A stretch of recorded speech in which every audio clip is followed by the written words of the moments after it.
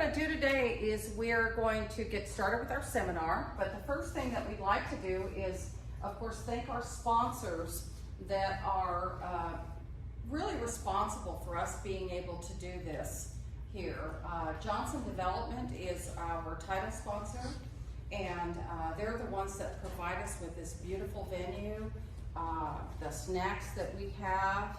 We've done this in several places throughout the Metroplex, but it's been really nice to be able to come here to this venue and do this. We also have, and they're also, Johnson Development is the Viridian. So this big housing development, which is made up of multifamily homes of all ages, as well as the Viridian Elements, which is the 55 plus homes that are on the back side.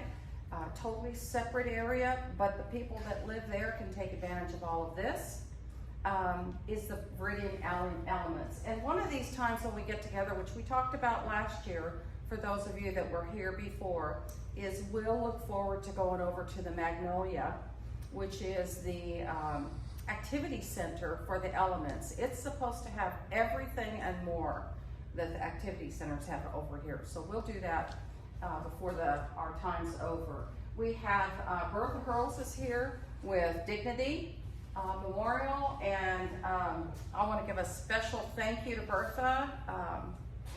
Over this time, we had John's mom passed, and we had an opportunity to sit down with Bertha and get everything planned out so that, and it was not from the COVID. She was 98 years old, ready. But having her help us with all the details, it made it so much easier that we didn't have to kind of scramble and figure out who's going to be doing what. So thank you for helping us with that. That was so great. We have Brookdale Senior Living is here. Debbie Collins is here. And it's Brookdale Broadway Plaza City View.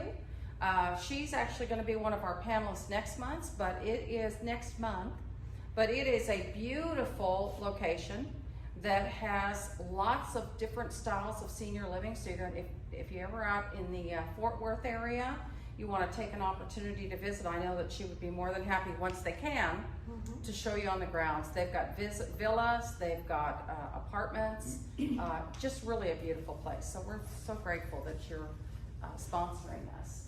We have Davidson Law, and some of you have spoken to them in the past.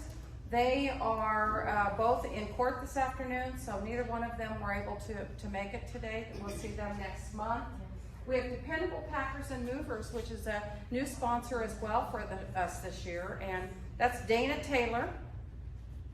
And Dana has just been very instrumental in, as a business partner to us, in helping our people as they need to get packed, in a lot of cases unpacked, and she'll also be on the panel in the future as we move forward with our seminars.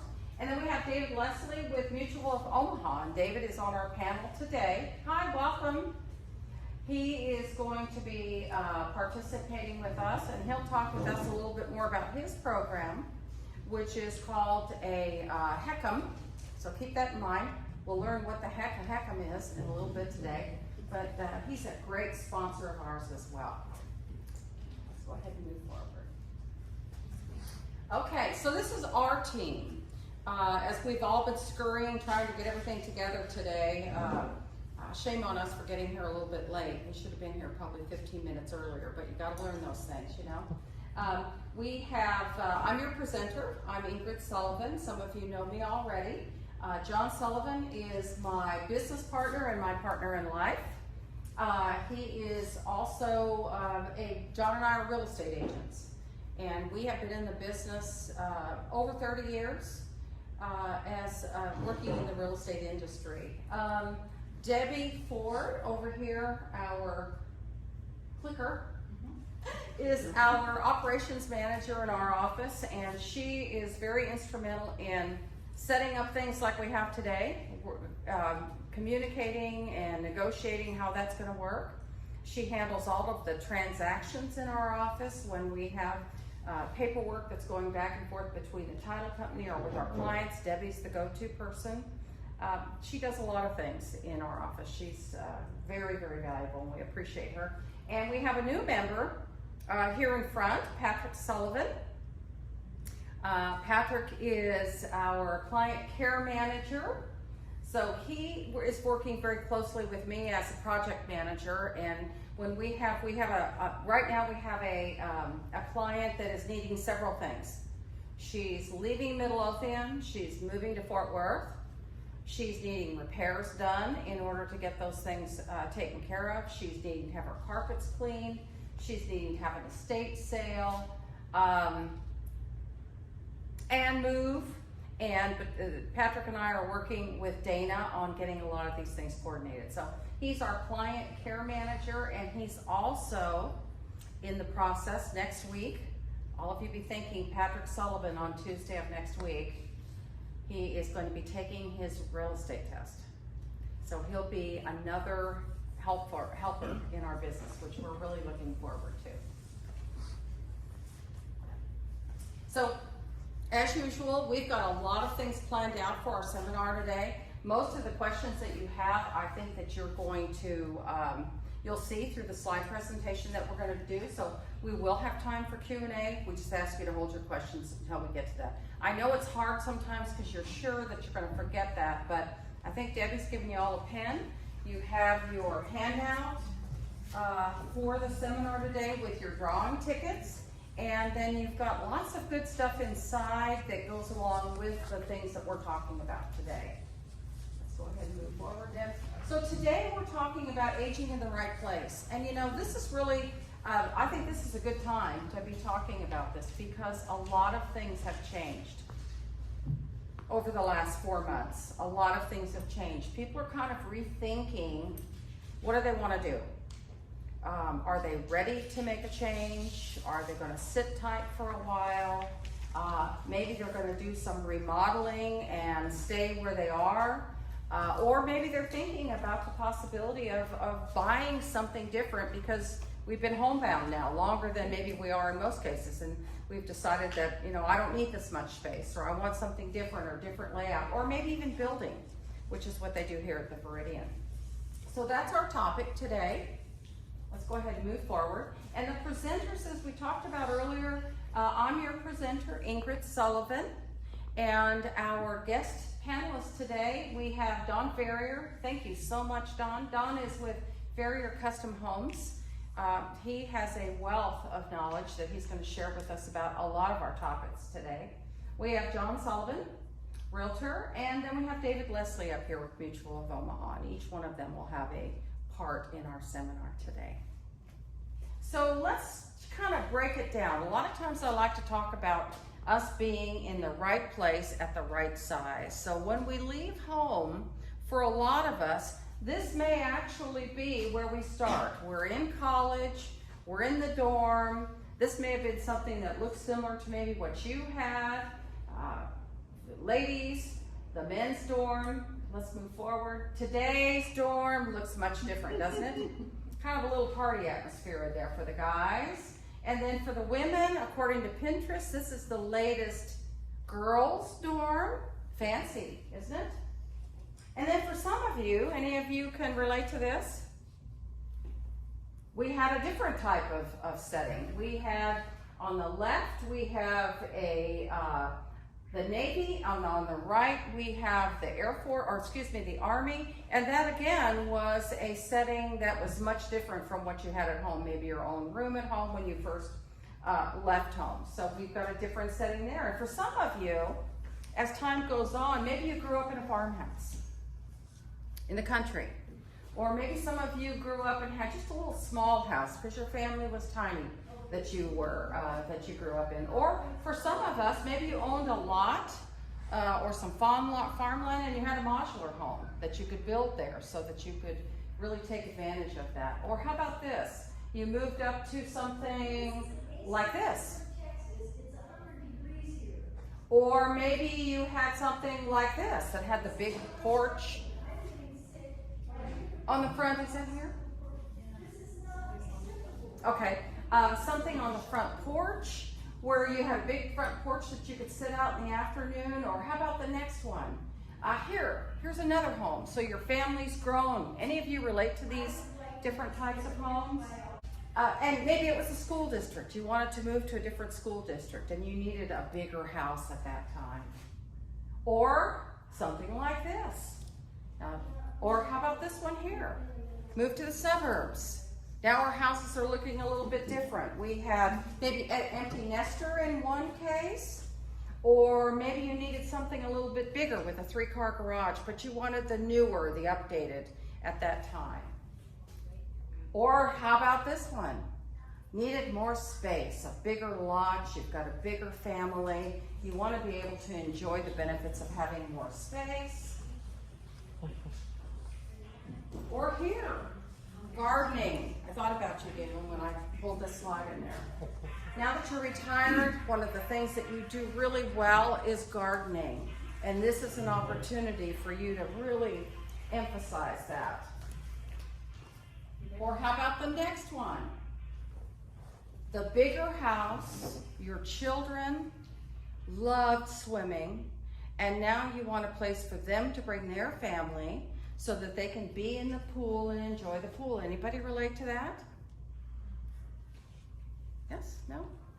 Yes, you do. Yeah. But then when it comes to a time, if you'll back up on that, there comes a time where your kids have gotten their own house. Sorry, I don't know where you're at. Your kids have gotten their own house and their own pool, but you're still having somebody come and clean the pool. Anybody have that? I know that we run into a lot of that where people say, you know what, I don't get in there very much anymore. It's easier to be out than try to get in and try to get out. But we've got the big pool. Or maybe you've even gone a little bit farther, or you know people that have, and we'll move forward to the next one, where you've got the bigger house, because now you can really do entertaining, big lot, there's a lot of space for everybody to come to, spend the weekends, spend the holidays. Or the last one that we have here, where you really wanted to have a nice big lot with your own fishing pond. So you don't have to drive anywhere anymore, you just go out to the back and you can fish in that pond. A lot of people go through these different stages in their life before they get to a place where a lot of us are looking at right now. And what we're wanting to do is we're wanting to simplify. Simplify everything. Everything that we're doing, where we're going, the outings that we're taking, all of those things. So let's go ahead and move forward, Debbie, on that one. So maybe we've gone from having all the big to now what would really be desirable would be to have something like a patio home where we can still garden, but we don't have to worry so much about all the mowing and all the maintenance. Or this one.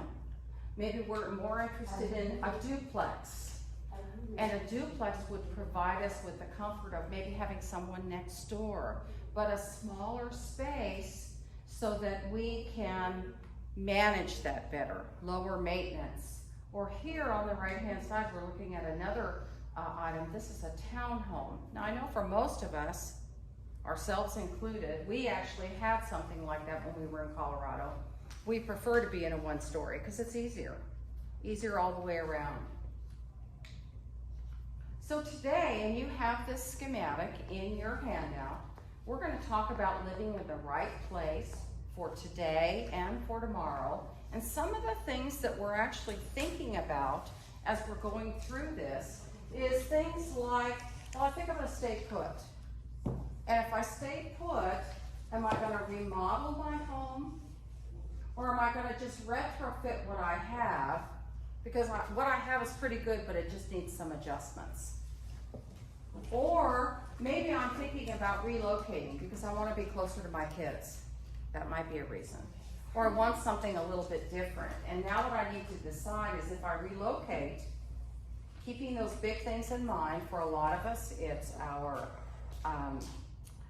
friends, it's our church, it's our doctors. We want to be somewhere where we still have access to all those things. So will I rent? And if I rent, am I going to rent a house somewhere? Or am I gonna look for an apartment, possibly a senior apartment? That might be the next step, because that's low maintenance. Or am I going to buy something different when I relocate? And if I do that, am I gonna buy an existing home? Am I gonna build a new home? Or am I going to, I'm gonna have my last house is gonna have everything in it that I've ever dreamed of. A lot of people talk about that. I'm gonna do it one more time, and it's gonna have everything that I've been dreaming of. So keeping this in mind, this particular slide, and thinking about the different people that you are involved with. As Joan and I, as realtors, if you're saying, well, should I stay here or should I buy? As realtors, a lot of times we say buy, because that would be great. That's what we do for a living. Let's buy, let's get you something different. Maybe not so much. Or would I buy, if I don't buy, excuse me, let me back up a minute. Am I gonna buy an existing home? Something that's in a neighborhood that I've already got my eye on, my friends live there, I might like something there because I could be closer to my friends, because a lot of my friends have moved out of my neighborhood. Or am I gonna build something? And if you talk to a builder, well, I was thinking about buying a pre-owned home. A lot of people call them used homes. I was thinking about buying a pre-owned home, but I'm not sure. Maybe I'll get a new build. What do you think? What do you think the builder will say? Of course. Build! Why wouldn't you build? Build, because then everything's gonna be new. You don't have to worry about it. Sometimes people say when it comes to existing homes, they'll say, I want one that's already been test driven. All of the kinks have been worn out. How about this one? Well, I want something new, but I really, really would like to have something that isn't just a few things I could change. I want to change everything. What would a builder or a custom builder say then? When can we start? When can we start? Let's get the plans together, right? So here's what we need to be figuring out today. We need to figure out, what is our goal? Is it for safety? Is that why we're doing this? Is it to keep safe? Is it for simplicity? I don't need all this space anymore. I just need a couple bedrooms, a place that I can cook in my kitchen if I still want to do that. I don't need all the extra work. Is it for longevity? I'm gonna be here for a while. I wanna make sure that this is gonna last, that I have everything that I need, so I really need to think that out. Or is it a necessity? I can't live in my home by myself anymore. I need to make a move. I need something where I'm going to be where other people are that are in my age group, where there are amenities that are offered to me, because I can't do it alone anymore, or I don't want to. So where do I start? You know, these are some of the important things that run through our minds. If I want to do that, if I'm dreaming right now, if I want to do that, where do I start? It might be a good idea for me to have a home evaluation or a consultation. Maybe I should have a home inspection. Sometimes our clients say, well, should I have a home inspection first so that I can find out everything that's wrong with my house and then decide if I want to fix it? Since the next person that comes in will probably be doing the same thing. But the most important of the three, actually the order should be different, is how much am I going to spend, or do I want to spend, to meet those goals that I had? That's an important thing. So let's go ahead and let me just kind of catch up here. What we're going to do, go to the next slide, Debbie. Here's some things that we should consider. Do-it-yourself projects. Now these are some easy things for us. Use brighter light bulbs in the fixtures and the lamps. Now with the, and I always forget what they're called. LED lights last longer, they're brighter, easier for us to see. That might be a step that we can take. Let's just go out and get some LED lights. They're supposed to last Many times 30, 50 years. wow, 30, 50 years. They're gonna outlive us. Our lights are gonna outlive us. In comparison to, if you think about this, have you ever been in your home, do you have lights that just seem to go out all the time like this? Every time you turn around, you're replacing a light bulb. We just worked with somebody that said they're constantly going out. Adding night lights. I know that I got some from my mother at Costco, and there are night lights that I can plug in the house, and I now have some as well. And when they're on, they're motion sensitive, of course, but they go through a series of lights, colors, red, yellow, green. So it's kind of nice when you get up in the middle of the night that it's not a little light, but it's something that shows up. Remove the tripping hazards. What would a tripping hazard be? Rugs. Rugs are tripping hazards. Pets. Pets. Well, that would be a hard one to remove. Tripping hazards. Yes.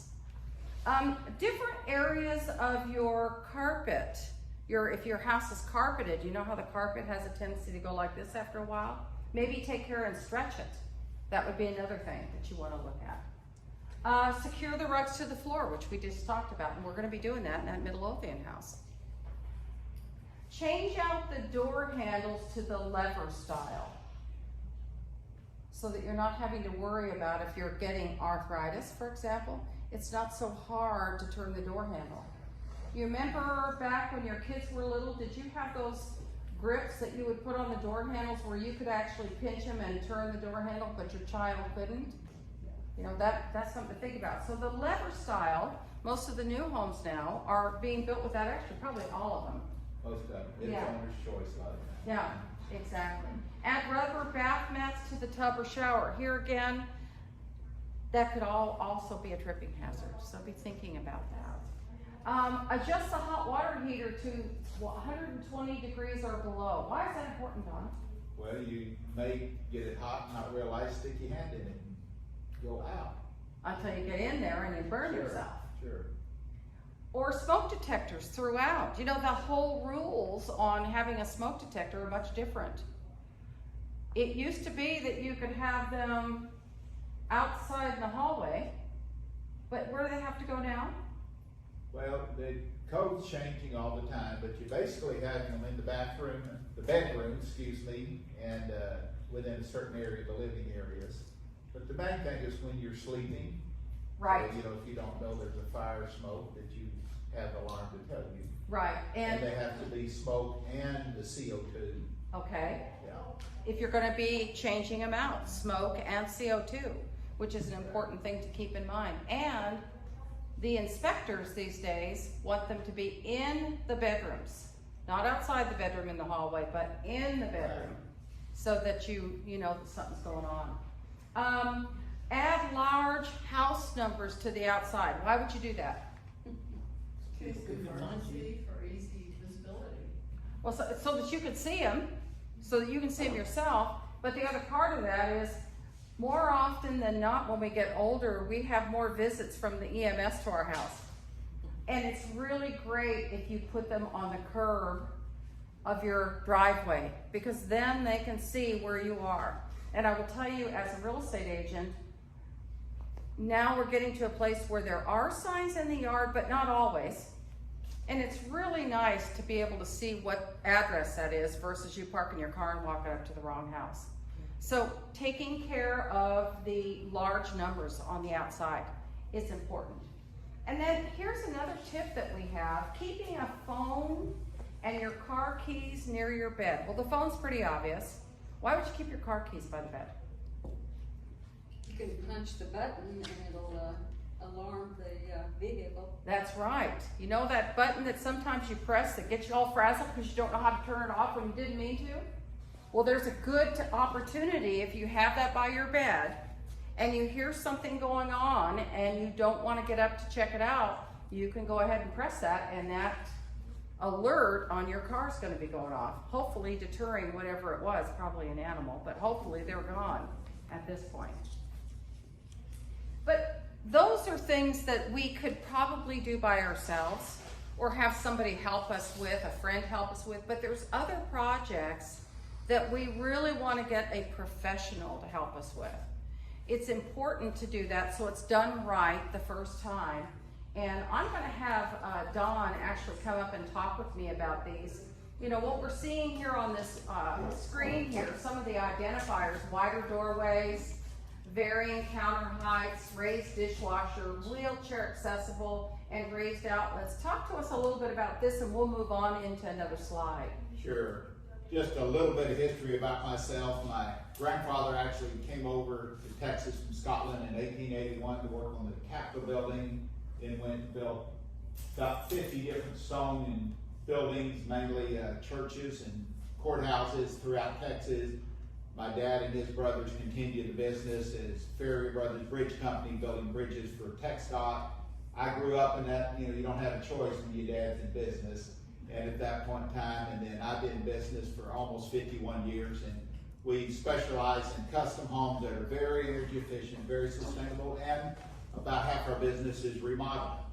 And so we get into this a lot, and the most common thing is the top one. You've got wider doorways. If you had a house that was built in the 60s or earlier, usually the bathrooms and the closets are 2 foot wide. And if you have a little trouble walking, or you need a walker, or especially a wheelchair, they just won't work. And so most common thing we do in a senior remodel is that we will widen the doors to at least 2 foot 8 inches wide, and that'll get a regular wheelchair. Some people want 3 feet just in case. And you just got the varying things in there. Sometimes you get into a wheelchair, everything needs to be lower. So you redo the cabinets, you redo the countertop, raise the dishwasher so you don't have to stoop over. The outlets, not only in the island as it shows there, but throughout the house. The most common thing used to be that the duplex outlets were 12 inches off floor, then they raised them 16, and they can be anywhere you want, just putting them. Actually, my dad's older brother, Uncle Matt, they built homes and he put them at 4 foot. Now, most people didn't like them that tall until they got older. Oh yeah. So, it's just the things.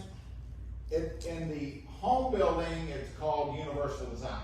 You can bring in a baby carriage and get them in and out, and then you could take a senior citizen in a wheelchair. And it's the cradle to grave type of thing that you think through a house, and you're not building it for where you are now, but you're building a new home so all phases of people can live in it. And that's what we do on every home we build, and that's the very common things we do on remodels as well. We have a client that we just helped. They moved from their single family home into a duplex that they were renting, and they had a really unique counter setup. You know how you have the wider islands now? You'll see in a lot of the new homes now, it's got a big island in the kitchen. Well, their island was one, John, you probably could explain it better than I could. How did that operate? Well, one end of it, they had the countertop where it would raise to different heights. So, she had some trouble walking and things with her hip and things, and sometimes she uses a wheelchair and things. And so that way they could lower that counter and she could work on things very easily in the That's kitchen. very creative. Yeah. What was really nice about that is they have grandchildren, and so it was also great when the grandchildren came over, because the countertop, and it was just a lever underneath, it would just lower low Actually, enough it was where they electric. could sit there. It was electric. Yeah, it was electric.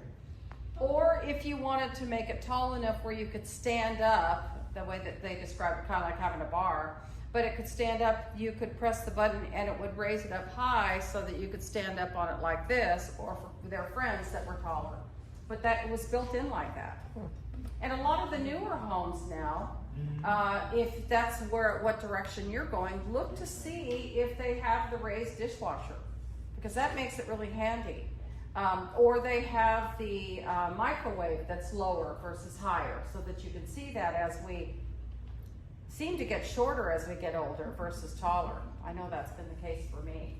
So Debbie, let's move on to the next slide. So Don, talk to us about some of these. Now I've got some things I want to add, but talk to us about some of these. Well, you have cameras in case there's something going on outside that you want to investigate. You don't have to walk out there. You have a monitor often in every major room of the house. The rocker style switches, which the picture shows, you don't have to move the lever. You just more or less can roll your hand over it. We all know about the security peephole. We want to see who's out there. And of course, anymore, the new doorbells pretty much do that for you. You see who's there, and you can even be away from home on your smartphone. And this happens all the time.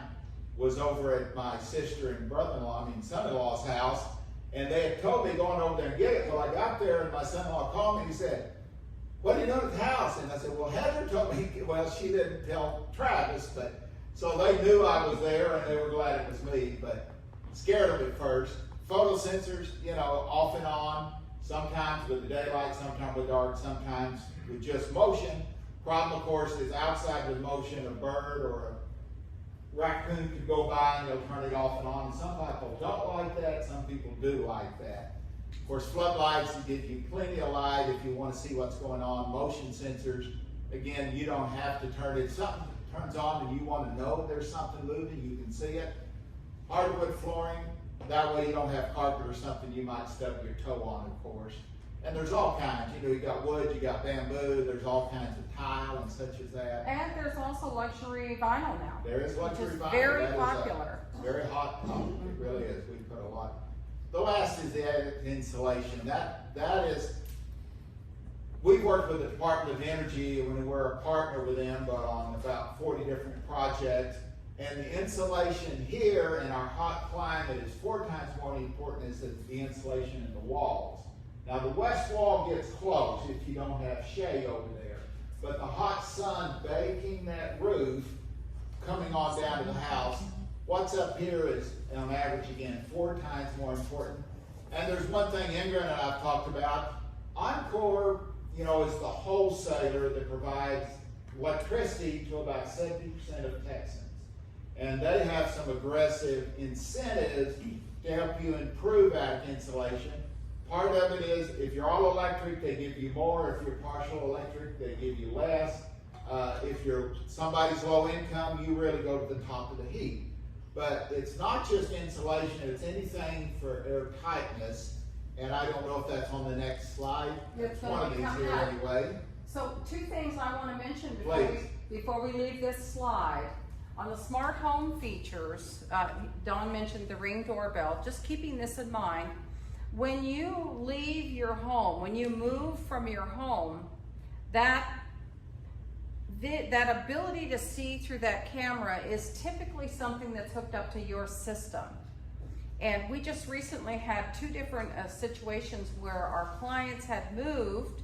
In one case, one had passed, and the new buyer that moved in kept getting all kinds of different doorbells ringing, things on the camera that they weren't expecting because they were still hooked up to that person's device. So we always have to identify now that the home is under surveillance. Even though you can walk up and see that the Amazon's delivering your package this afternoon, that's still surveillance. And people need to know that you're there, that it's there.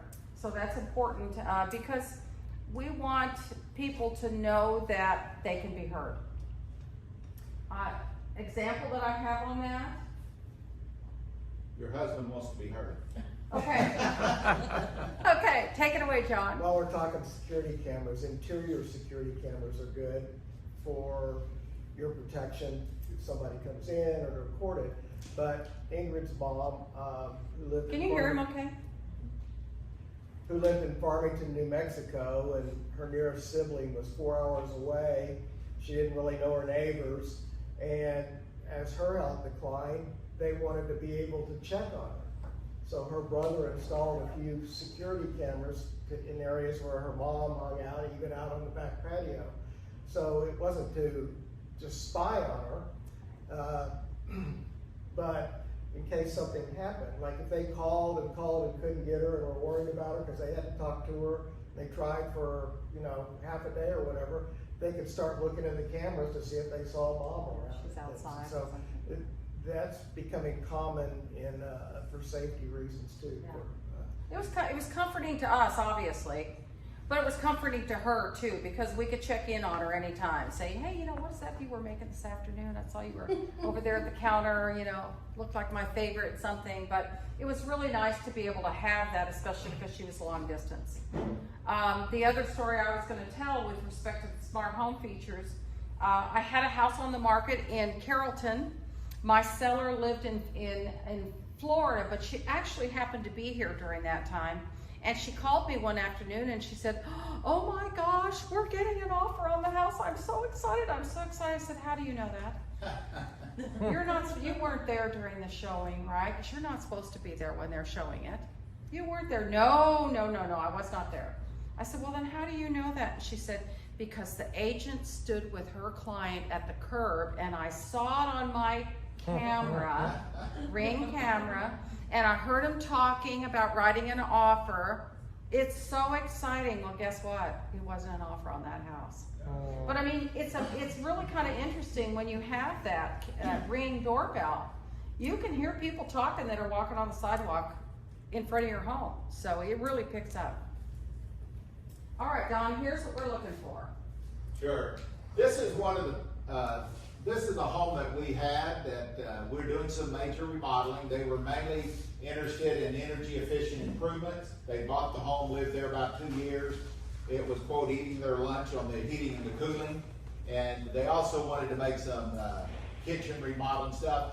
This is one of the vendors that Encore has. They come in, they check every electric unit you have. Of course, Encore doesn't care about your gas, except hope you turn it off, but at that point.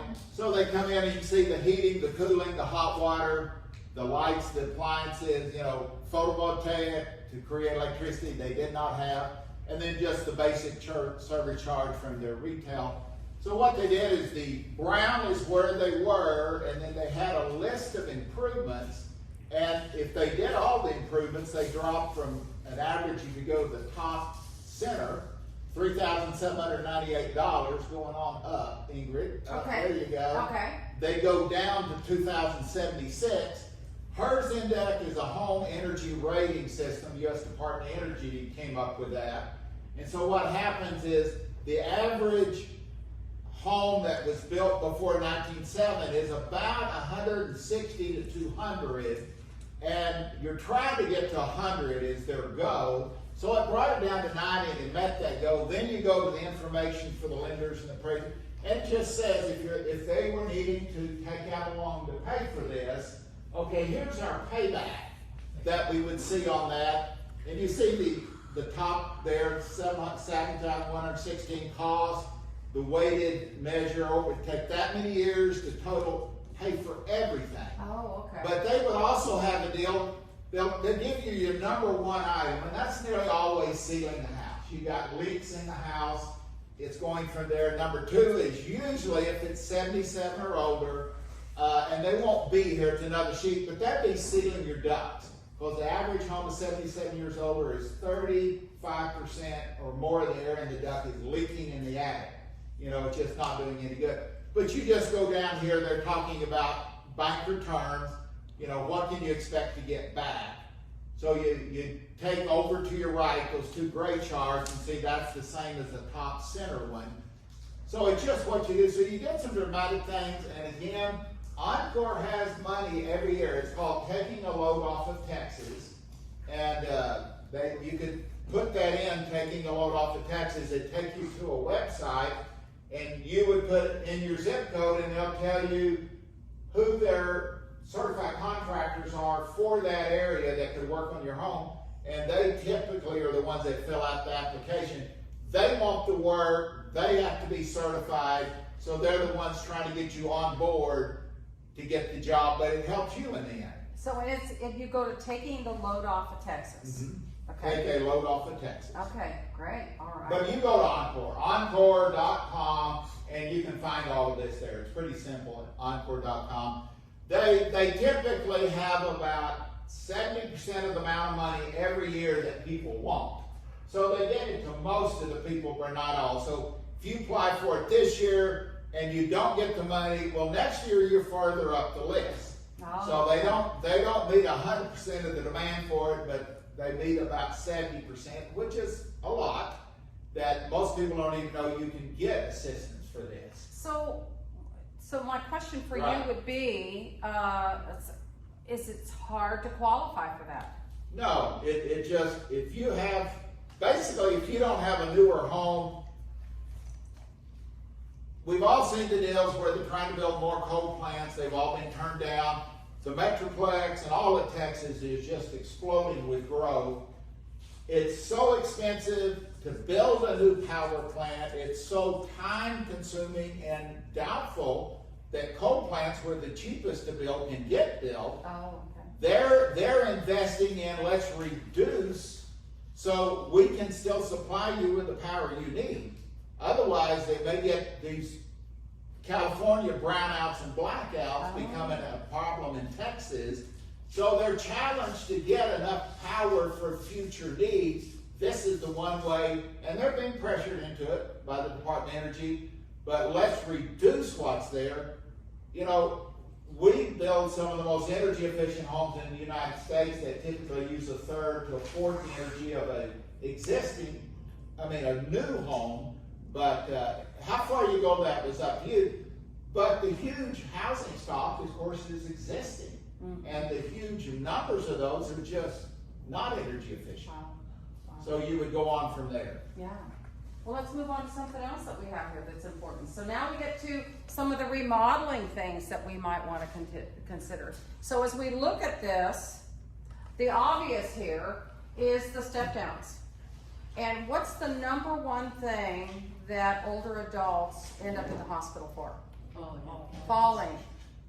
Is there any kind of falling specific? It's pretty much falling in general. Tripping over something, tripping over a curb, tripping over a carpet, just walking. So that's something that's really important. And as you can see here, what they did in this house is they put down that blue masking tape or duct tape so that as visitors came, they could see there was a transition, because without that, hopefully see. yeah, it's hard to tell the difference between where one goes and the other, right? I mean, that's really obvious. I know that John and I sold a house earlier, well, actually it was the end of last year, and they had almost the identical thing minus the tape.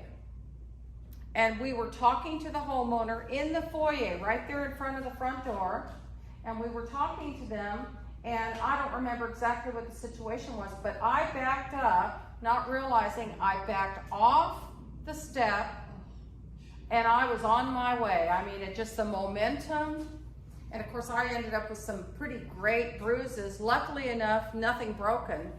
But that is something that we really need to look at. We just sold a house in Benbrook that had a sunken living room. Let's go to the next one. Which used to be a hot item. Right. But now they're kind of soured out. In the 80s. Yeah. Is it the 80s, 70s, 80s? Sure, it's really the 60s, 70s, 80s. Yep, And, yep. You know, that was a status symbol. Oh, They okay. got sunken living room. Okay, I well. want one of those. Well, now they say, what in the hell were you thinking? Exactly. Here's another one. Look at this. You walk in. How beautiful is that? I wish I had a view like that. You've got either the ocean behind you or a lake. And here again, same kind of thing. The transition from here to here, if you walk in, is hard to tell that there's a drop off there. And for some people, they may actually put a rug, or like in this case, you'll see this, where you can see a little bit of the difference if you have good vision, right? Move on to the next one. Here's another one. Look at this. This is common, and we see this a lot in homes that are, a lot of times homes now that are being purchased that in some cases are flipped. People are buying them and they're making changes, which we'll talk about shortly. But here, as the house is big and you don't need all that extra room, you may choose not to even go in that living room anymore. You just go off to the left and work your way to the kitchen, or behind here, you've got the bedrooms. You don't need to go there. But if family were to come over and you were to enjoy a large group gathering, you still have this to deal with. And that can be a hazard. So Don, talk to us about this. Right. We just did this in this house. Actually, not us. We had the sellers that sold the sunken house with the sunken living room, but the buyers came in and did this. Talk about this. Well, you can do it out of concrete and make it all that, or the least expensive is do it out of wood. And at that point, then you're just leveling it up and you're putting the plywood on it. Then whatever floor you have, you can then just transition into that. And this done right, the question is, I don't want a floor that squeaks. Well, if you build it with the right hangers and the right fasteners, and then you put a liquid nail or adhesive on it, and then you put plywood, you nail and glue it, it's guaranteed never to squeak. We've been in business, as I said, a long time. I've never had a floor squeak, and that's usually a second story. But we've done this probably 12 times. You know, we've probably had 50 garages that we made into a living space and added another garage, and then you're doing concrete because you're going from 1.5 inches to maybe 4 inches. But this is a really rather inexpensive thing to do, and you see the right, you got the plywood that's leveled it all up, and so now you just have the flooring that covers it all. And you know, walking on a wood floor compared to the concrete, there'll be a little different feel, but most people even like the wood better. It's got a little bit of a give. It's not so hard on the joints. Yeah. Now, do you think that doing this to your home would increase its resale value? Yes. Probably. Just curious, I mean, of a living room, and I'm just kind of throwing this out there. Sure. 15 by 15, what would something like that cost? It's less than $1 million. Oh, thank you. I usually get that response. You know, you're probably talking something around 6,000, maybe. You know, just 15 by 15, you're probably talking $2,000 for that. But if you did it out of concrete, you'd probably take a 3 and multiply that. You know, some people want it, and that's fine. You know, some people, money's not an issue. Yes. I think this is better, and I'll do it, and I'm fine. I love options. You know, here's what I see we can do. Now, this is the easiest. Okay, I don't like that, but I want this. Your choice. You just 1, 2, or 3. Tell me what you want. Well, moving right along with remodeling, let's go to another one. How about this? Yeah. Now, what we're doing here is we really want to make that home we're going to longevity, simplicity. So look at that beautiful large shower. Easy transition, a place to sit. That's really great. Called a curbless shower. We haven't built a new shower in probably 20 years that wasn't curbless. Unless it was on a second floor where there's stairs, and they said, we'll never get a wheelchair up there, but lower levels, it's always curved. So you sink the concrete, and then you fill it in with a mud mat, and you slope it to the drain. Oh, okay, all right. And then you've got room here again, if Sure. for someone that, maybe not yourself, but maybe another family member that's wheelchair bound, it's real easy for them to get in. Now, do you think this would impact the resale value of your home? Yes. So some people may look at that and say, well, I really wanted more counter space, but there's another unit, there's another counter right over here, there's probably more storage space underneath. It's not counter as much as it is cabinet. If that's what I meant, the cabinet. So I mean, it's accommodating. Sure. Go to the next one, Debbie. Now here's another one. You know, here again, this is a walk-in shower. You can see that she's in a chair, and it may be that it's a temporary thing. She had her hip replaced or knee replacement, and don't need to have the wheelchair all the time, but nice and easy. You can also see over here, she can wheel into here. You know, that'll be you know, ADA is American with Disabilities, and that's technically a commercial norm. So you don't have the ADA in a residential, but it's the same principles. So you typically have a taller toilet, which I like anyway, even though I don't need it because I'm taller. But then you got the grab bars here. You know, again, you've got the curbless going into here. And then I think you may have another slide showing a walk-in tub. Yes. Which is another comment. So here, let's talk about some of these things before we get to that tub. Sure. So here we have grab bars. Now, for that pretty much takes care of all of it. You got one on each side, you got one in the middle, a high one, a low one. That's when you want to get 3 people in the same tub. Yeah, yeah. But one of the things that I know that I've heard some of the builders say is this towel bar is not a grab bar. Bill says that a lot. Remember to tell them that or the toilet paper holder is not a grab bar. So I see in some houses, Don, where they've actually put the ones in with suction cups. How reliable are those? I don't like them. I won't put them in, but you know, it's one of those things that will, I think where you talk about somebody with a temporary situation, they may have a knee replaced and they need something. I would feel comfortable with them for maybe a few months, but not for a long period of time. But that's my humble opinion. Okay.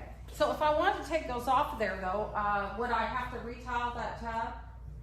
For these, you're gonna end up with a hole, you're gonna drill through there, it takes a diamond tip blade, a bit to get through there, so you will have holes. There are scutcheon plates you could put, most of the time, there's some of that tile laying around.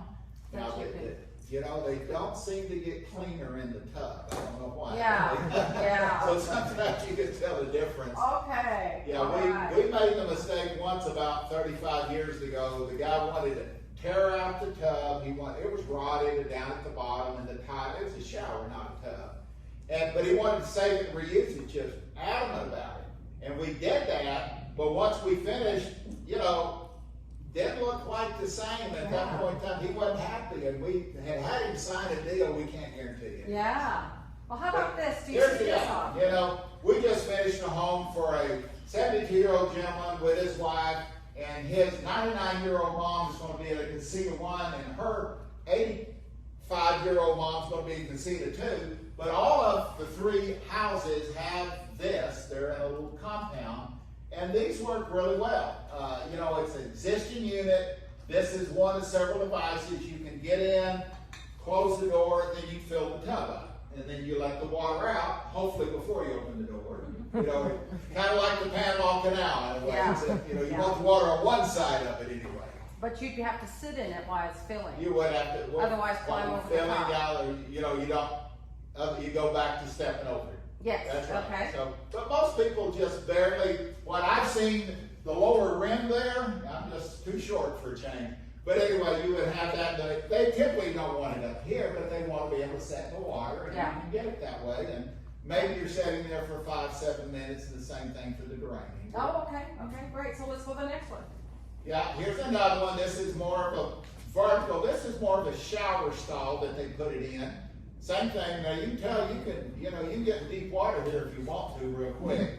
But this is another style, and this is really a little closer to the 3 we just did in Grapevine that I talked about. They're actually supposed to move in the 25th of this month anyway. Well, I'll tell you, John and I have sold 4 houses in the last couple of years that had walk-in tubs. And at first we thought, oh no, this is really going to impact this. Now, it just so happened, keeping this in mind, it takes a special buyer that can see the benefit of having that. Otherwise, they're thinking about the cost of taking it out, and these tubs are not cheap. No, I think the last person that we worked with, I think she paid $5,000 for yeah, that you tub. can pay 5. We've had a few that got in for 3, but 3 to 5 is the range, depending on what you want, Right. the features in them. There's lots of jets in here. Yeah, that's You part of probably the wouldn't put features. your grandchild in there because of, filling that up. But the other thing that I just recently learned, which was great, is that the water goes out of them a lot quicker too than it does a tub. They do. They've got Yeah. The drain situation Yeah. is different. Yeah, you can get mermaids, but it's really a premium if you want Yeah. that. But anyway, no. So here again, just another one here. Tub with a seat. Sure. Easy to roll up under. You can set on it instead of set in it if you want to. This countertop, you can roll a wheelchair under there if you wanted to. These are vessel sinks. They're up on top. Some people love them. Some people hate them. That's why you got the options of what you want. And of course, on the tub, you have the tub, but you also have a shower. So you can set on that seat and you can get wet, whatever you want wet. And it's a great thing, of course, for a lady wanting to shave her legs or something like Oh, that. good idea. Yeah, and Yeah. if you happen to have a guy that bicycles a lot, he'll do the same, but the rest of us don't anyway. There you go. There you go. So here's another one. Yeah. Another way that you can do that. So, houses that maybe you're still in a 2-story house and the master's upstairs. That makes it kind of hard. We have one that we're actually going to be putting on the market, and that is exactly the case. It's a beautiful bedroom, has a fireplace in it and everything, but it's upstairs. Yeah. So, something like this, if it's in a home that you're thinking about maybe moving on to something else, it could be a showstopper for someone that doesn't know what does it take to get rid of it. How do I fix that? Is it going to damage things? But they're not that bad to install. No, they're not. What you'll typically see on these, the very top and the bottom, you'll have 4 mounting bolts. You got to put some blocking in there, and probably every 3 to 5 feet along the way, there'll be something kind of like a handrail that you have a bracket coming down, there'll be something there. So they're not hard to put in, they're not cheap to put in, but they answer a really dramatic problem. But if you take them off, they're sheetrock's simple to pack. So if somebody needs it out of there or they're not gonna buy the house, that's a simple thing. I agree. Do they make them for spiral stairs?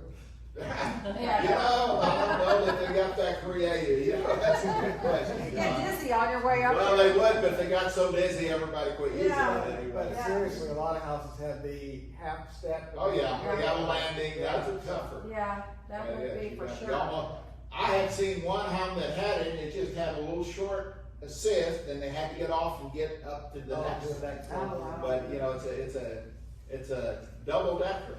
Yeah, double decker. That's a double back, no, it's a double decker anyway, So Here we this is really pretty, don't you think? It looks nice. It's a nice ramp, Yeah, that's been extended going up. It looks really attractive. There's one thing that's missing from this though. We were talking about that. Yeah. Share that. well, there's no handrails on this one. Code requires for you to have a handrail, anything that's 30 inches or higher in the step has to have a handrail. This isn't 30 inches higher, but you know, I'd really hate to be in a wheelchair and somebody let me go off the edge. I think that would be, so you know, there's sometimes that you exceed code just because the safety aspect of it. And you're getting pretty tall, Yeah. And now this one's really kind of nice because really is. everything works here. And it There's a blends, too. handrail over here Yeah. to go up the steps and through the front door. But then again, you've got this nicely designed ramp. Now, do we need handrails on that though, Don? I mean, Well, you got again, the wall. you're not gonna be over 30 inches tall, but you have a bumper, you know, and on a wheelchair, that's really adequate most of the time.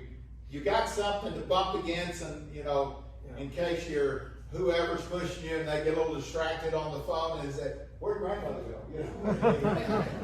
So that's about that. But So- again, it's not required. Now this one, you go ahead. So these two, the two that we looked at, that's probably not gonna be an impact as far as, looking at, you know, going down the road, if you decide to make a change, those are really attractive looking. They're Yeah. designed well. Yeah. But when we move to the next one, so what we've done here is the way that this one is working, they've poured a longer sidewalk here. They've got a, ramp on there. Now, this works well for the person that's living there right now, but it is something that you could remove, Yeah, right? you can remove. I think this is an existing sidewalk, and so that's why it's got the angle more or less in it. They're fitting it, so this is kind of down and dirty, but this, you know, if you think, hey, I'm gonna need it there, and we might need it for 5 years, and then I want it to go away, this is a great option. This is much less expensive than the other two. Right. And you can buy these prefab, and you've got the flush with the door up there, then you come down, you have the little ramp here.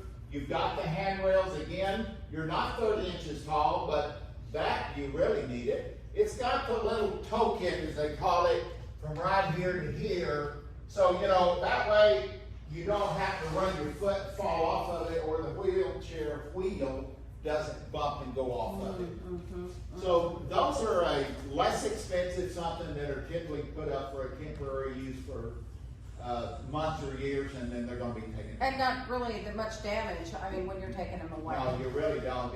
You would have some little tack cons in there that are about 1/8 of an inch, and they're very easy to attach. Yeah. Okay. Well, I think grandkids might like doing skateboarding. Oh, they would. Oh, I bet they would. They would want to get on the second floor and put plywood in there. I've got 7 of them, so I know Yeah. about that. So here again, you know, we just have a couple, so that's attractive, it looks nice, it's Sure. ready to get up. And I'm sure Same that thing was here. added.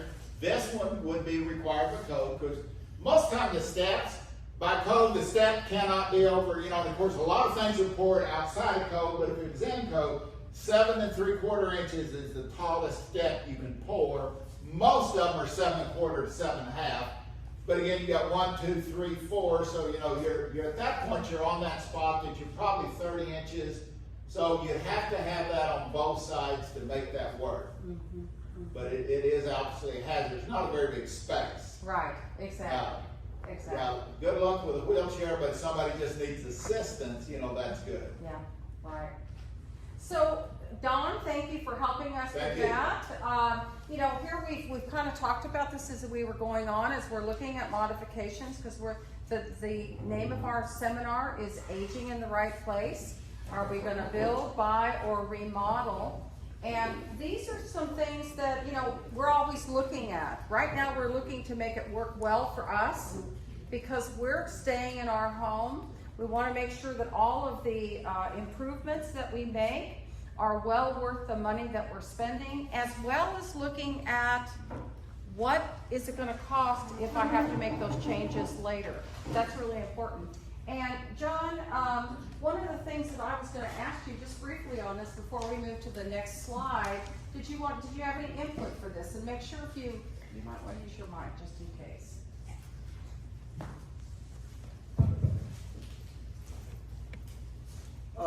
The resale value. Well, yes, I'd say the answer is maybe, and it depends. It depends on what kind of improvements that you're doing to a house. You know, new flooring to make it easier to navigate, that probably could improve the value of the house. Again, there's a lot of options, and these days more and more people prefer hard surface floors than they do carpet. A lot of people have found that allergies, carpet is a huge contributor to them, and they found when they removed carpets, a lot of their allergies went away. Some people still like carpet in the bedroom, but sometimes people get almost a real low nap, or what looks like almost like a commercial carpet to put in bedrooms, so you still have the warmth of it, but it's easy if you have a walker or a wheelchair. And I will tell you, when appraisers look at homes, come up with the value, the resale value of it if it's being sold, one of the things they consider is, has it been remodeled in any way to current trends in the last 5 to 10 years? Because that affects the value of the house. So there's a lot of things that you may do to the house, like certain flooring and things that could improve the value. Most of it, I don't think would take away from the value that I can think of. I guess if you had all the cabinets real low and things, but actually I've known a couple people, they put in cabinets that were easily adjustable. So when they moved out, it wasn't a big deal to move it up with the countertops and everything. Big expense to do that, to make it to what more people might like. So you might look at that if you're considering those kind of improvements to the house. So, you know, here's something else that is really important. We talked earlier about a budget, and that's something that we all are thinking of. Well, if I want to do this, I want to do that, how much is it going to cost me? Who do I know that can do it? We really do try to encourage you to check that out before you spend those precious dollars, and have somebody come out and put something in that it maybe was a great deal, but it didn't perform the way that you wanted. We've got some contractors or some suggestions up here. John, you wanted to add to that? Yeah, here's my thoughts on any of these things. First, we have a really deep set of resources, so you can always call us for suggestions, and just anybody we would recommend, we use them ourselves or to our family, recommend them, and because we know that if something does go wrong or it's not done exactly right, they'll make it right. Angie's List, Home Advisor, Good Contractor, a lot of those people pay to be on there. And what I tell people is, if somebody refers to you, find there, check them on the Better Business Bureau too. Let's do that. To see if they're on there, what kind of rating, look how they respond to complaints. So get a couple sources for that. Always ask them for references. Now, most of them are going to give you people they rely on, but call them. And if they just give you one, say, can you give me 2 or 3? Yeah. And I would tell you too, that if somebody is going to, if you're going to use their service, ask them if they're involved in it, or are they the general contractor and they're going to send one of their subs out to do it. Because that's going to be important, is who is that sub that's coming, and how many jobs do they work at one time? so that they don't get started with you and then it turns out that they have to let you go because they got a bigger job, and they'll get back to you. They'll get back to you. You know, those are the kinds of questions that you want to ask. Would you agree? Yeah, and how long have they been in business? And we see contractors that they get all these bad ratings and next to getting run out of town, so they wait 6 months and they start a whole new company Yeah. with a new name and go out and mess with people again and things. And especially if you're looking at things like foundation repair, if they haven't been in business, I'd say 10 years, I don't know if I'd use them because there's a lot of fly-by-night Well, it's the same with foundation roofers. When we have a bad storm, there's a lot of people that are in the roofing business. So you just want to keep that in mind. All right, let's go ahead and move forward. So, you know, this was something, too bad Don's not sitting here because we put this in here for them. He shared this with me the other day and I thought this was so great. The bitterness of poor quality remains long after the sweetness of low price is forgotten. Keeping that in mind, we all of us would love a deal. I mean, I'm going to tell you, I'd love a deal, but we just have to evaluate the benefit of that deal and how that's going to live that out. So, you know, here's some things that we want to keep in mind, and we're going to get David involved in this section here in just a moment. But, you know, we've talked about how will I pay for these things. So, you know, if it's cheap enough and I've got some money set aside, maybe I'll pay cash for it. Or maybe I could just go ahead and put it on my credit card, or I could use my my air miles since I'm not flying right now. I could get a home equity loan against the equity that I have on my home. It's been paid off for a while. I could use that, and I could go ahead and redo my bathroom or redo my kitchen. David's going to talk to us about another special feature here, home equity conversion mortgage. But then there's other things that are available, and if you're really looking to, I need to make it work right now. I need it to work for me so that I can be more comfortable. You know, there's certain grants that are out there that are available. The grants are based on your income. That's important to know. Tarrant County Housing, of most cities, Dallas County Housing, they all have programs, but there's only a certain amount that they're gonna pay there. And Debbie looked up Arlington, and most of them come through the housing authority for the different cities.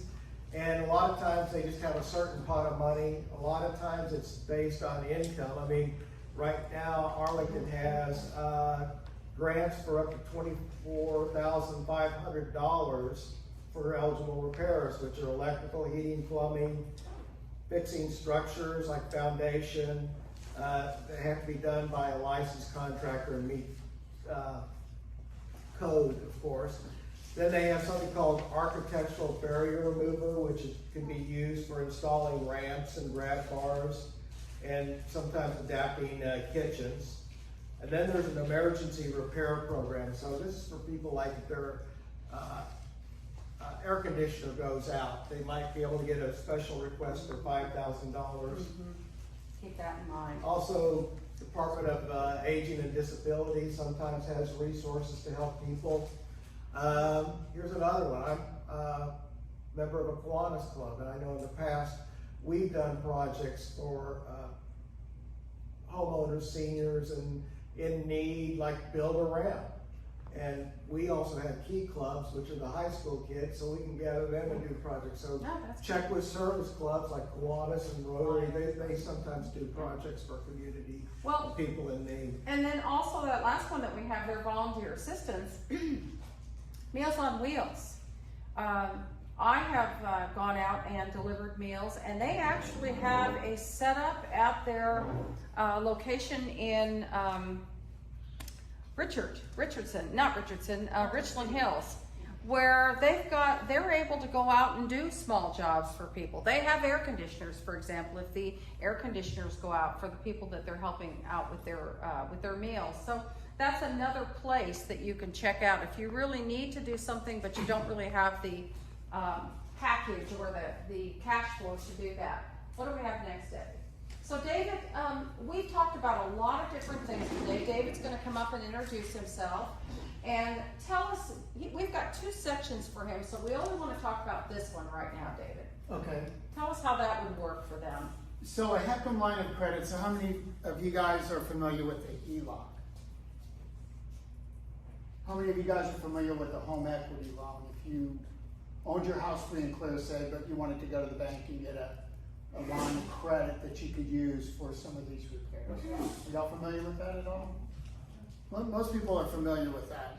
Did you know that during the coronavirus, 2 banks stopped doing HELOCs?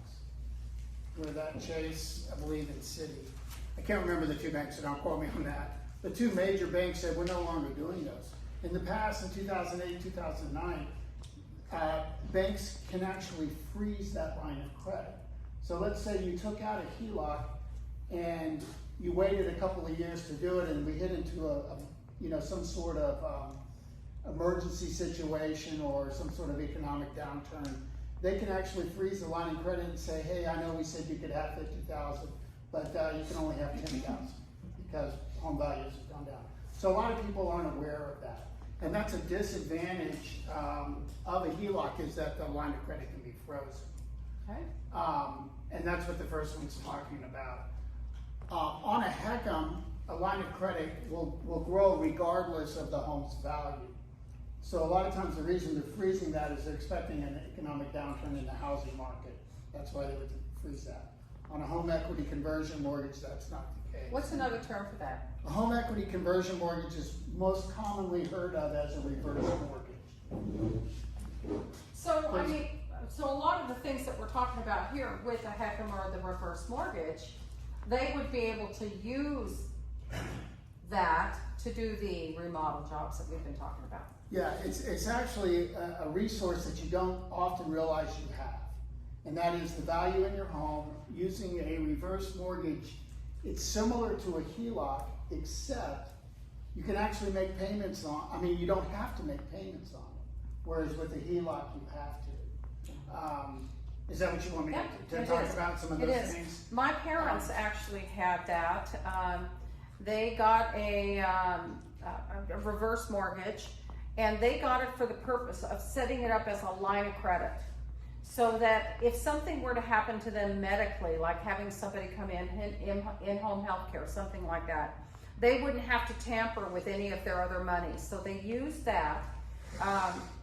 My mom passed a year ago, and once we got all of that squared away, we had to look at what was left on that. I think we had $100,000 that was left on that, and based on the proceeds of the house and the estate sale and everything else that we had, we did have to pay that back because I had a family member that wanted to move in that home, and that wasn't possible. Yeah, with what you're doing when you get a reverse mortgage or a home equity conversion mortgage, is you're basically have the ability to use a portion of your equity in your home any way that you like. So you can get that money as cash up front. You can get it on a monthly basis. You can have access to that money in a number of different ways. What a lot of people don't realize is that you can make payments on that if you choose to. And some people think that you can't make the payments, but you can if you want to. It's just an advantage for a lot of people because it doesn't impact their cash flow negatively because they don't have to make the payment, yet they can still do these repairs. Okay. If there's equity in the house, after you're no longer living in the house as your primary residence, if you choose to sell it, you pay the loan back. If you pass away and it goes to your heirs would pay the loan back. Now there's a lot of details on how to do that I would want to sit down one-on-one with you rather than try to explain generally. But there's a lot of advantages to that we could talk about if someone's interested. Great. Well, we're going to move on to the next one then before we bring it back up. Okay. So the pros and cons of all the different things that we talked about today that we want to be considering are, as we talked about, maintenance costs to consider, foundation, ductwork, windows, the roof, air conditioning, flooring, all of these things, depending upon what you're going to do, could easily be $30,000 or more. Again, depending upon what you need to do in the route that you take. Other things to consider is the lawn care. Are you doing your lawn now? Is somebody else gonna come and do it for you? Do you need somebody to help you with your pool? How about just routine maintenance, making sure that you don't have any exposed wood out there on your house, on the trim that needs to be painted all the time to keep the termites, etc. out of there. Or help with your pets. You know, can you walk your pets now, and will that always be the case, or are you gonna need somebody to help you with that? So we are looking here at reasons that you might wanna consider making a move as we kind of build up to this. You know, there are places that are already equipped for aging in place, whether it be a senior living, whether it be a active 55 community, housing community that's maintenance free. A lot of people say, you know what, I don't want to do anything. I just want to travel. I can still do it. I'm healthy enough. If something's wrong in my house, I want to do one thing: call somebody, come fix it. Lock and leave. That's a buzzword. Lock and leave lifestyle, where I can do all the activities that everybody else is doing. I want to be involved in that. I want to be involved socially with people, which we're all wanting to get back to, right? So the next question is, if it makes more sense to move, should I buy, build, or should I just choose to lease a house? So we wanted to give you some examples to kind of show you what's out there, and John's going to talk about that briefly.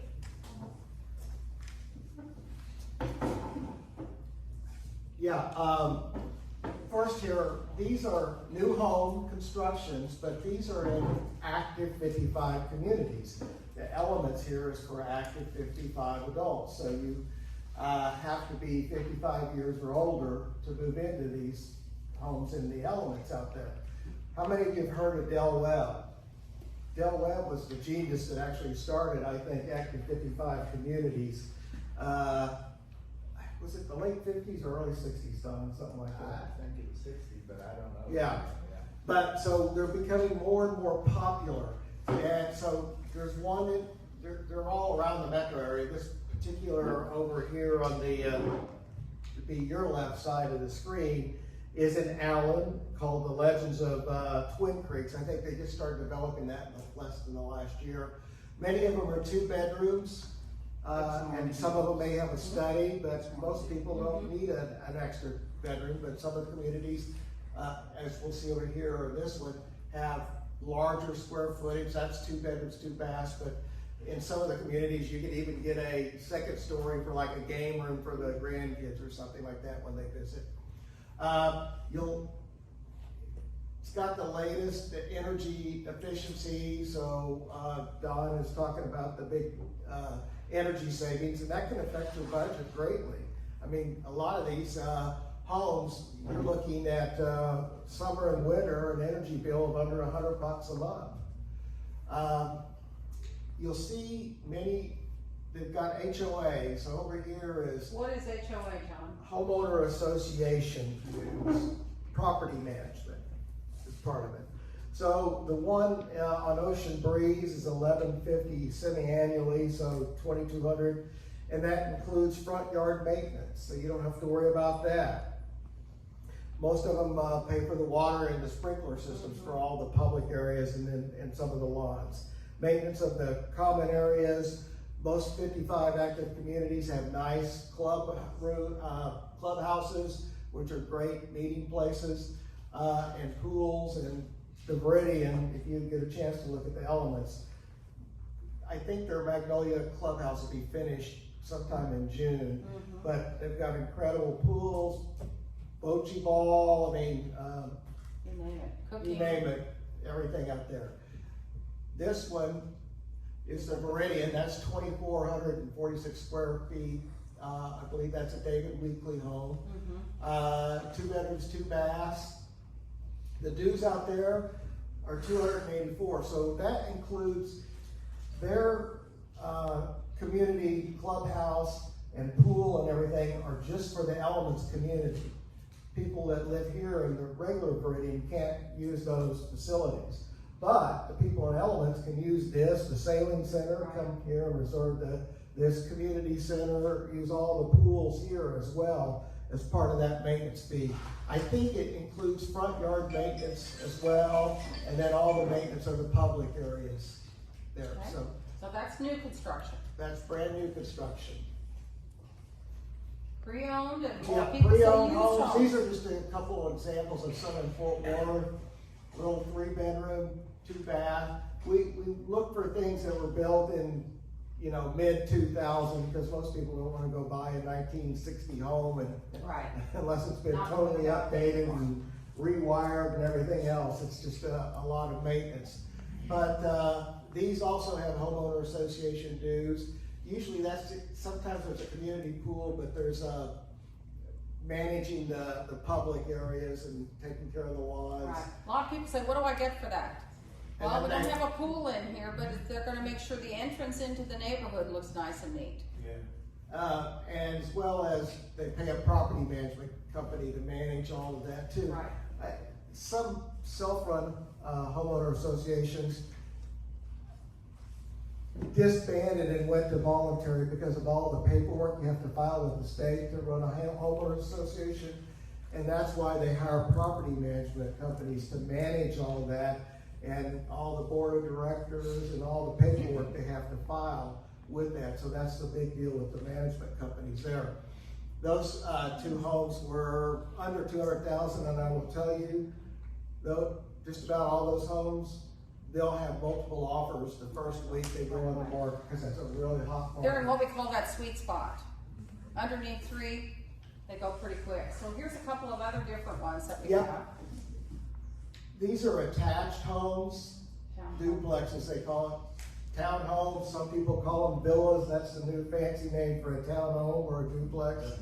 This is a little community in Grand Prairie, it's been there since Off of 161. 2006. Yeah, right off of 161, I don't even think there's 100 homes in there.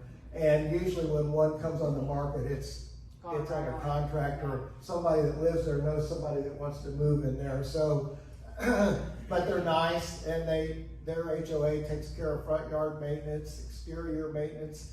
Those are probably deeded like a condo or townhome, so part of those dues take care of the exterior maintenance, like the painting, and then they have a blanket insurance policy on them that covers the roof and things like that, so you only buy interior insurance, kind of like renter's insurance for that. And so It'd be like that's, 500, 600 a year versus yeah, what you're paying so if now. you figure what you pay normally on homeowners insurance for a single family home, it runs maybe close to $2,000, and so when you get a blanket policy, you can.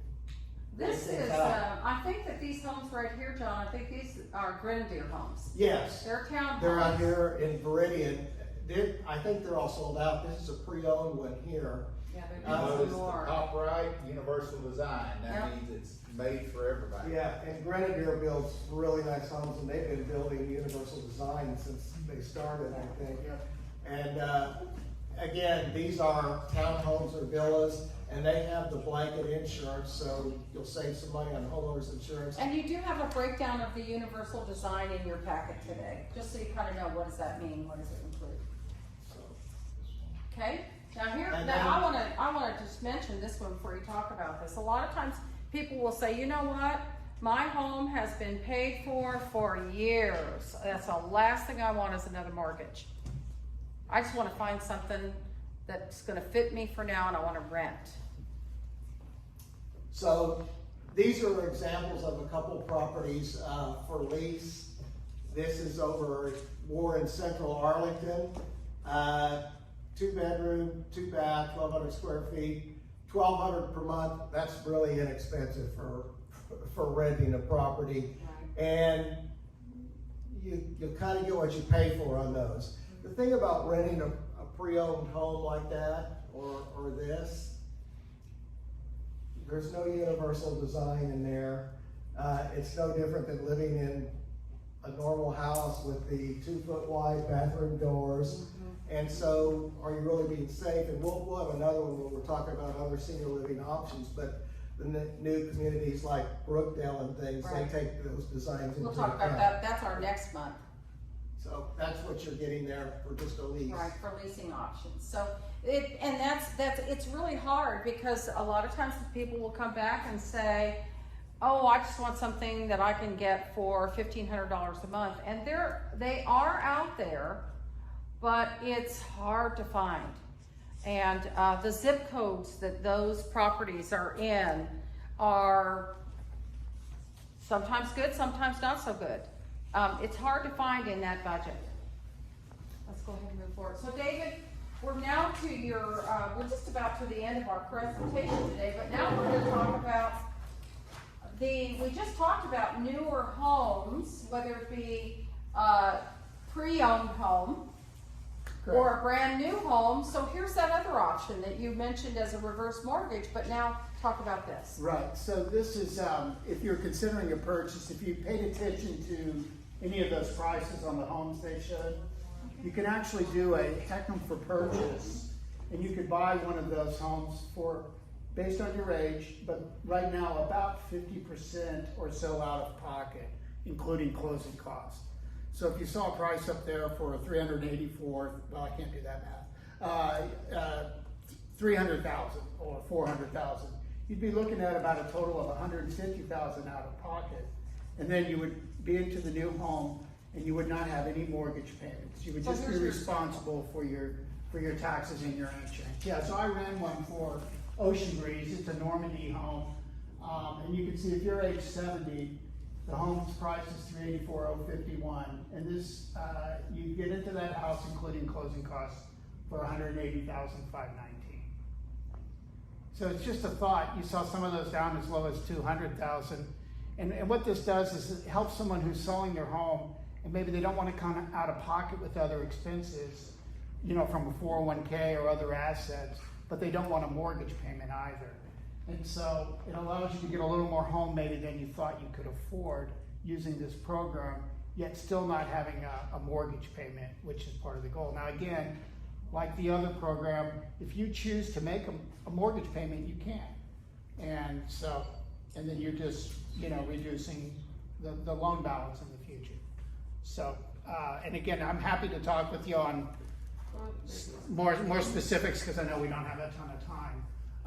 A couple of the myths and misconceptions that are out there, and I can do a whole hour on this, so she has to shut me down. I'm ready. But there's just a lot of myths about reverse mortgages that just aren't accurate. One of them is there's a thought that the bank owns the home, and the bank doesn't own the home. You just have a lien against the home. It's just a mortgage against the home. The heirs lose the inheritance. That's not true either. These are set up, and the amount of money you're able to get is designed to be, and I don't want to leave you out. I'm sorry, I keep turning this up. But the amount of money that you can get from this loan is designed so that over the length of time that you're in the house, if property takes a normal appreciation value over time, there's going to be equity left in the home. But if there's not, there's still nothing that happens to you. You just don't have as much equity left when you or your heirs go to sell the home. But if there's equity at all, you get that equity, or your heirs get that equity. And I have tables and numbers I can run for you specifically. The setup fees, very similar to other FHA mortgages as far as the closing costs. You can end the HECM, you can sell the house, you can pay it off, you can do that at any time. There's no prepayment penalties. Again, it's not an equity share program. Okay, you maintain all of the equity. It's just a lien against the house. If you were to get a home equity or a reverse mortgage and want to use those proceeds to buy an annuity, that is one of the things that changed about 5 or 6 years ago to really protect people from predators who were helping you get a reverse mortgage and then helping you spend some of that money buying an annuity. You can actually set up an annuity through the reverse mortgage. You can get an annualized, you know, or a monthly payment over the rest of your life. So, and it's actually a better option than most of the annuities you could purchase. And then the rates right now, fixed rates, they're a little bit higher because it's a deferred interest loan, so the investor doesn't get their money till down the road. But the rates, fixed rates are under 4%, I think 3.81, and adjustable rates are closer to 3. And the flexibility is what's the beauty of this product, because there's so many different situations. Everybody's different. Everybody's situation is different. And part of my job is just to help educate you and see if this fits in your world. My whole goal is just to, hey, if you haven't thought of it, at least look at it as an option so that you can make a decision not to use it because you understand it. Right. You know, and that's my goal, so I'll be Well, Unless you have a you'll be question. talking more about that in future seminars, but I will tell you that, David also does his own seminar series on that product out here at the Viridian. And afterwards, if you have one coming up, you can share that. Yeah, I usually do, we haven't done them back face to face yet, but I was doing them on a monthly basis over at David Weekly over there at the Elements. And he does a great job. If you just want to learn about it, you're not sure if you're there yet, but he does a great job. He's not a high pressure salesperson. To come and sit down with you and your kids, your family, your accountant, we've had several of those, to just kind of help you see, well, why would that be something I might consider? So it's great that you can help with that.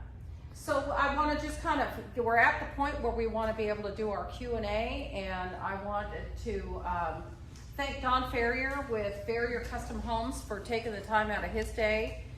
He was on vacation yesterday, so he's relaxed and came to help us with this. We really appreciate his knowledge and insight. John for sharing the real estate part of it, and then David for his part of the HECM and the differences between ways that you can acquire money to make some of these changes that you're interested in. And of course all our sponsors, we're really lucky to have them here. And we're at a place now, Debbie, where we're gonna do questions. Anybody have questions? Brochures and cards out on the table. Yes, they have cards and brochures, thank you, out on the table for you to take along with you. And they'll be hanging around for a few minutes once we get done today if you have questions that are more specific to you. But yes, Diana. I have a question for David. Can a HELOC be rolled into or converted to a HECM? Yes, if you got a HECM, then it would pay off your HELOC. Oh, And You would have the use of the balance of the. well, you would get a HECM, and you would have to, like if you had a HELOC, part of the proceeds from the HECM would go to pay off the HELOC. Right. And then if you had available money left over, you could either get that in cash or you could have it set up as a line of credit available to you in the future. Yeah, and a benefit of that is if you're into a HELOC where you're past the interest only period, past the first 10 years and you're making large payments, sometimes, I've done this for a couple of people, this makes a big difference because now they actually have a little more money and they don't have to make that payment.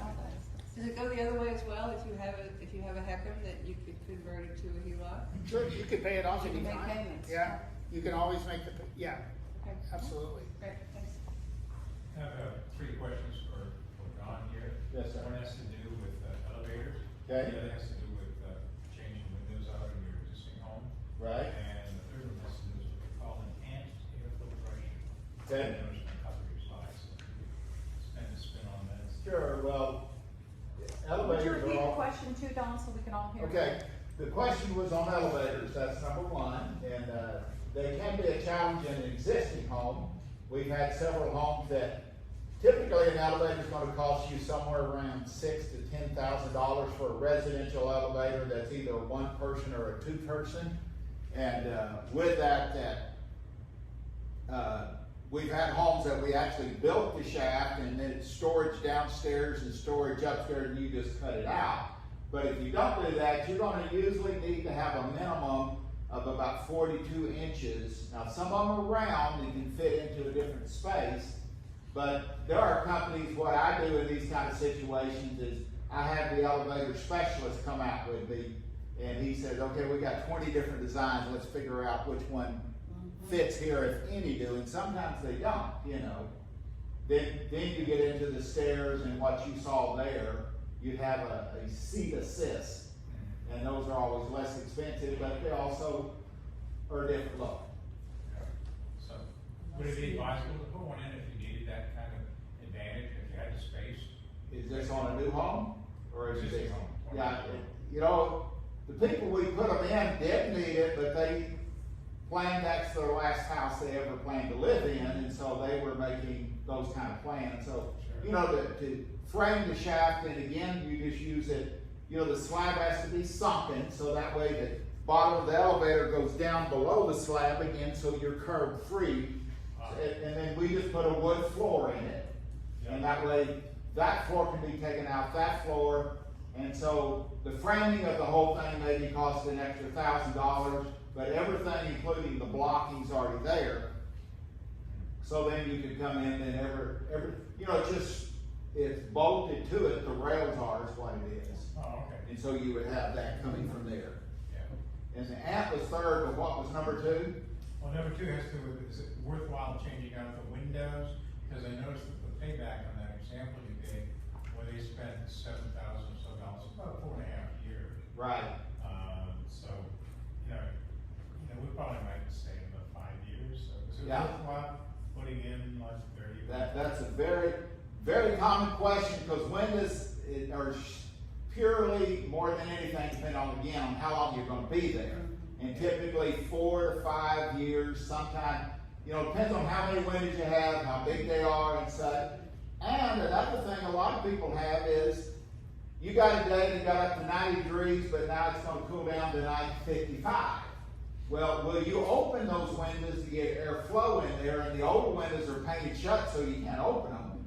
And of course, they're painted shut also, so if you have the fire and you need to get out the window, you're gonna say, oh crap, you know, I didn't think about it. You know, it's not time to think about it. Yeah. So some people love operable windows, and some people don't care. So it is something that the energy part, you know, and that's what this is looking at. How long does it take to save enough energy to pay for the 7,000 in windows? And that was a fairly small home. We've had some that was 20,000 to change out all the windows.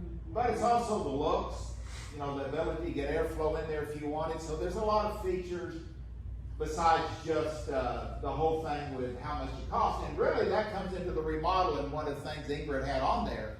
Some people say, well, how long to get my money back? Well, that's a key part of it. But the other thing is, how much will I enjoy it? Exactly. And we have homes that people they're going to build a home that's going to use a third of the average new home, and they struggle with how much to spend to get to there, and a lot of times it's my home, I'm probably going to live there another 20 years, and I like it, and I'll do it. And Yeah. so that's a balance that changes with every person. I will tell you, people buying pre-owned homes, that's a hot button for them if they see their newer windows in there, because they know it's gonna be more energy efficient. Right. And you Now, get a an discount. appraiser can't necessarily say, oh, it's worth 7,000 more. Right. Because it's hard to prove that, but I can tell you, buyers like windows that are. Well, they look 25 nice. years. They look Yeah. nice, they work better than the old ones that are hard to get up, and they're more efficient. Yeah. Yeah, I've seen that in houses for sale, where they say, oh yeah, new windows. Yeah, it's a hot button for sure. Yeah. The ant system, I know it's out there, but I've never dealt with it. So I really don't have the experience to tell. Yeah. You know, of course, anything new or addition that we're always using non-toxic, EPA approved, but it's like boric acid and stuff. Yeah. You know, the interesting thing is, you got a slab, and the day before you pour it, the guy comes out with a big hose and sprays it all down, and Howard Garrett, the dirt doctor, talks about this a lot. Well, it gets soaked into the ground, and typically in 6 months, it's so diluted it does no good. And now you've got toxic stuff under your slab that until it's diluted, is coming up somewhat. And so the toxic stuff is really falling out of favor in many ways. And there are things that are not toxic that work just as well. So what we do, we spray it on the outside of the wall, on the inside of the wall before the insulation goes in, goes on the slab, so we're not going under the slab. And then every time you have a plumbing penetration, it gets sprayed, but there's also a stainless steel mesh that comes up. It has a couple of worm clamps on it, goes into the slab, and so most of the termites come on up from the outside. And that's probably a system you're referring to. Great. So there's a lot of other ways. Yes. I apologize, I have an AC problem today, so I'm back and forth trying to get it Yeah, hot houses aren't fun right now, are they? So I apologize to everybody for me, but the idea is, right now, I just wanna get it up and going. I've got two, so I'm not totally out, but I really want to get a new unit, and I think it would be, worth the investment, but right now is not the time to be shopping for a new, nobody's really getting a deal on those, so just to get it up and going, but still going down the line, it's better to, they're gonna put a new compressor in, but they have to wait for the work to come, and then somebody's, I have one of these, don't ever get home multi-food choice. They are, that's a bad deal, isn't it? It's usually not a good, So but you is never it, know. I mean, the cost wise, if you're gonna move in like 3 to 5 years, so is it really worth it to get a new unit, if you ties in with what he was saying? Yeah, I use two different air conditioning companies, and I just trust them. They know a whole lot. I'm kind of the orchestra director in building. I know when everybody needs to be playing their instrument on the job, but I don't know how to play it as well as they do. And so I know a lot about AC, but I'm not the one to tell you what you need to do with your unit. It would take a service tech that was experienced to tell you. Well, and just a couple thoughts. New ACs sell houses better too, especially depending on what kind of freon or coolant they're using. I mean, Sure. it's $80 a pound now to charge up with that stuff. Also, I will just tell you, because we replaced a lot of our AC unit last year, and it makes all the difference in the world. It did. I think the payback may be faster than on Windows, but get a contractor that goes through and does those evaluations and unload and your windows, because I had two different bids. And the first guy came out, and I told him, well, my home warranty company replaced the condenser, that's the inside part, a couple years ago, so I really didn't need that, but I needed new ducts and things like that. And so the first guy said, okay, and he gave me an estimate. It was around 10 grand or something for the ducts, plus insulating that. And then I called another one, and they came out and did all these other calculations, and they were pretty close. But he actually, the guy I would say he's a more reputable company, big name company, came in about $1,000 cheaper. But I like that he did all these calculations and energy calculations before he even recommended it, because I showed him the first bid, and he goes, well, how did he come up with this? I said, I don't know. So that's something to think about. Make sure it's somebody that will go through and do those calculations for you. I wanted to cash out, but they didn't give it to me, they're gonna repair it, and it's gonna cost almost as much as if you got the new unit, for that. Yeah. But it's,